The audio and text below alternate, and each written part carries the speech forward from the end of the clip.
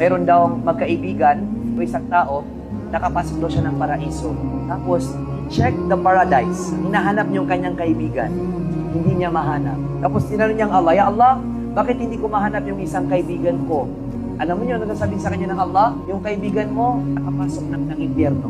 Tapos alam mo, ano sasabihin ng kaibigan mo? Ya Allah, paano siya nakapasok ng impyerno? Siya yung kasama kong nagpa-fasting. Siya yung kasama ko sa seminar. Siya yung kasama ko sa tarawih. Bakit ya Allah? Sasabihin ng Allah, kasi yung kanyang kasalanan ay mas marami sa kanyang kabutihan. Kasi di ba, titimbangin, di ba? Anong sasabihin ng kaibigan mo? Ya Allah, kung mahal mo ako, pwede ba napapasukin mo siya ng paraiso? Tapos tawagin daw sa impyerno yung kaibigan niya. Nasaan si ganito? Ikaw ay aking papapasukin sa aking paraiso dahil hinahanap ka ng iyong kapatid. At dahil mahal ko ang iyong kapatid, ikaw ay makakapasok sa aking paraiso. Ya Allah, maramihin mo ang iyong mga kaibigan na malapit sa Allah. Because they have shata'a. Maaari ka nilang mapapasok sa paraiso.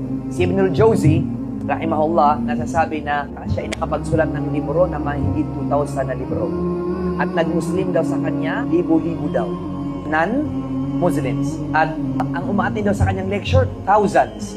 One time nag-lecture siya, emotional daw si Sheikh Ibn al-Jawzi. Anong sabi niya? Mga estudyante ko, kapag kayo ay nakapasok ng paraiso at hindi niyo ako nakita, tapos umiyak daw kanya mga estudyante. Sabi niya, mga estudyante ko, kapag kayo ay nakapasok ng paraiso at hindi niyo ako mahanap, sabihin niyo sa Allah na kaya ako nalaman na pag-aralan ng new religion ay dahil kay Ibn al-Jawzi. Kaya papusukin mo siya ng paraiso. Sabi niya, huwag niyo akong kalimutan. Tapos alam niyo, nung sabi na kanyang mga estudyante, Sheikh, paano hindi ka makakapasok ng paraiso? Kaya namin nalaman ng Allah ay dahil sa'yo. Sabi niya, basta, pag inyo ko nahanap, hanapin niyo ako at sabihin niyo sa Allah na papasukin niyo ako ng paraiso. Wow. Pwede kong sabihin sa inyo ngayon na kung kayo may makapasok ng paraiso at hindi niyo ko mahanap, kagaya ng sinabi natin kanina, lahat tayo ay may kapintasan. Lahat tayo may tinatagong sikreto. Lahat tayo may dark side na ating ilalabanan. Di ba? It's always jihad every day.